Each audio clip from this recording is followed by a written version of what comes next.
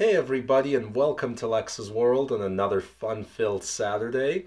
So as we barrel towards the legalization of personal growing and legal possession in more and more places, a lot of people start to wonder, number one, if I smoke weed in my house, will it reduce my home value? Will the smell be noticeable afterwards if I smoke a lot of joints indoors over a long period of time? And number two, people ask the same question for growing. Can it cause problems in selling a house if you grow cannabis in it, even in a legal cultivation scenario? So today we'll discuss those two questions as we're less than 2 weeks away from full-out legalization here in Canada. Woo! We'll have an episode for that for sure.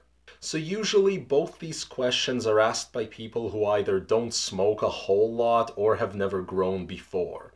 First off, let me assure you that there is no amount of cannabis you can ever smoke in your house, even if you smoke smelly joints all day, every day, that'll ever impact you if you choose to either sell your home or end your lease, assuming you're not too lazy for a proper cleanup and have a couple of days to do it. I know houses where at one time the smell of weed was constantly in the air. Good times, by the way. But as soon as the person responsible for the house needed to sell it or move, they'd just open up all the windows to air the place out, wash their clothes, seal up all the cannabis, empty all the ashtrays, and do a good cleaning plus a vacuuming, and the smell would be gone. 100% gone. Not even your pot-hating great-grandma would be able to tell that the house smells anything like weed or ever did within a couple days of such a thorough cleanup. Though in extreme cases, the standard vacuuming of carpets and vacuuming of couches has to be replaced by a steam cleaning with one of those rented steam vacuums that you can get at the grocery store. But either way, it's very simple and you don't have to worry about it. As to growing at home and having it impact the sale, things get a teeny bit more complicated. The most important thing is to distinguish between the impacts of a grow-op on a home versus the impact of a legal personal grow, usually half a dozen plants or less depending on the jurisdiction. And speaking of growing, this episode today is brought to you by T&B Naturals, makers of the Enricher plant nutrient. A link to them down in the video description. Anyway, the most important thing to realize about growing in a house that you'll someday have to move out of or sell is understanding that true grow-ops leave a mark on a home, but small personal grows do not, or at least they certainly shouldn't if you've done the bare minimum.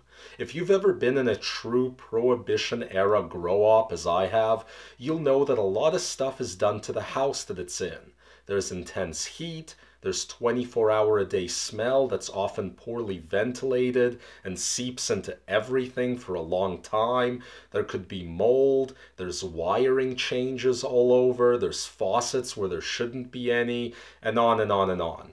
You can't hide the remnants of a true grow-op easily when it's time to list the house, or at least sometimes it involves certain true renovation type work to get the place cleaned up. However, personal grows are nothing like that. Unless you make some awful error that damages the room, odds are that when you clean up your little tent or 4-plant system, there will not be any sign of it ever having been there. No smell, nothing. I know many people who have used one room or one corner of a room in a house for a little bit of personal growing, then they sold the house and there were no issues with the home inspection or anything of the sort. This assumes you take minimal steps to prevent mold and smell, for instance, such as the use of carbon filters or basic exhaust systems while you're growing. So again, don't sweat your home value. That said, you need to be extra careful.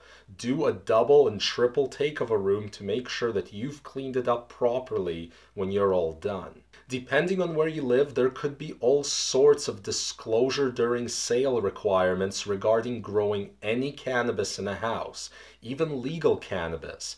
In many places, the distinction is just not legally settled when it comes to real estate disclosures. And if the buyer of the house can prove that you failed to disclose a grow that used to exist exist in the house that you sold them, that can lead to lawsuits, even if it was a perfectly legal grow. This is why, even in a legal scenario, discretion is key. Telling everybody that you have a grow, all your neighbors, even just to brag, is a bad idea, because that information still has ways of coming back to bite you.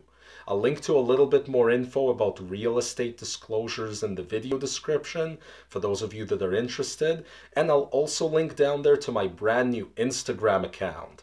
A lot of people have given me flack in the past for not having an Instagram, so I opened one up. It's just a placeholder account for now. I'm not doing anything with it, but people are actually starting to steal my name to try and pretend to be me on other platforms, which I suppose is a compliment, so I figured I'd better take care of Instagram.